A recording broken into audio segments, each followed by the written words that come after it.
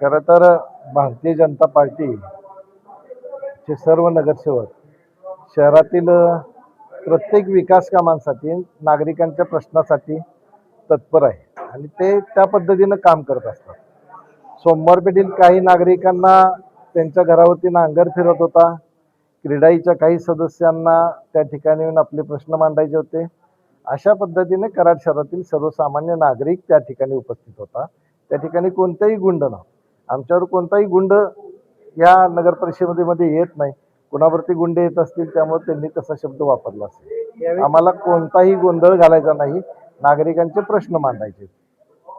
त्यांनी त्यावेळी असाही आरोप केला की माणसं गोळा करून तुम्ही सभा उधळून लावण्याचाही प्रयत्न त्यांनी सभेत यायचा प्रश्नच नाही ना. ते प्रेक्षक गॅलरीमध्ये येतात आणि त्यांच्या ज्या समस्या आहेत त्याच्यावरती मागच्या वेळी जे सभेमध्ये त्यांना शब्द दिला होता अध्यक्षांनी की मी पुढच्या सभेमध्ये घेऊन ते दिला आहे नाही पूर्ण केला हे बघण्यासाठी ते तिथं आले होते.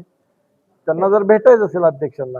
दुसरा प्रश्न पुलावरून समाधी बघायची का नेकलेस रोड नेमकं कशासाठी पाहिजे हे बघा, समाधी परिसर चव्हाण साहेबांची समाधी.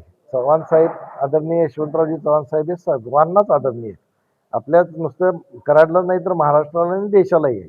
त्यामुळं काहीतरी बोलून असं काहीतरी भावनेचं राजकारण करण्यात काही कारण नाही आहे. विकास काम आहे ते विकास कामाप्रमाणे होणार. कुठेही चव्हाण साहेबांच्या समाधी स्थळाला कुठेही बाधा येणार नाही. त्यांनी ते प्रेझेंटेशन बघावं आणि मग ठरवावं. आमदार साहेबांना चुकीची माहिती दिली जाते तुमच्यातर्फे असाही त्यांनी आरोप केला. आमदार साहेबांना आम्ही कोणतीही चुकीची माहिती देत नाही. आमदार साहेबांच्या बरोबर ज्यावेळी चर्चा होईल त्यावेळी फक्त आमची विकासाची चर्चा असते. संविधान भवन आणि उर्दू शाळेचं अतिक्रमण नगरपालिकाच करत आहे. विरोधी पक्ष म्हणून आपण काय भूमिका घेणार? आम्ही त्याच्यावरती सोमवारी त्यांची व्हिजिट मागितलेली आहेत अधिकारी आणि आम्ही सर्व जाणार आहेत. त्याची कागदपत्र मागितलेली आहेत. त्यामध्ये जो काही अनियमितता असेल त्याच्यावरती आम्ही कायदेशीर कारवाईचा बडगा करणार. एकूण या सगळ्या प्रकरणावरून आरोप प्रत्यारोप चाललेले आहेत. पण यामध्ये आता त्या नगरपालिकेमध्ये येणाऱ्या नागरिकांना गुंड असं संबोधलं जाऊ लागले.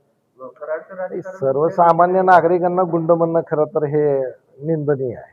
असं म्हणू नये. ते वयस्कर लोक होते. तुम्ही बघितलं असेल तिथं आम्ही त्याचा आता सीसीटीव्ही व्हिडिओ सुद्धा मागितला. ते वयस्कर लोक होते. क्रीडाईचे सन्मानित काहीतरी बिल्डर्स वगैरे आर्किटेक्ट्स वगैरे होते असं मला तिथं कळते बाहेर होते. असं गुंड म्हणणे वगैरे सन्मान्य नागरिकांना हे बरोबर नाही.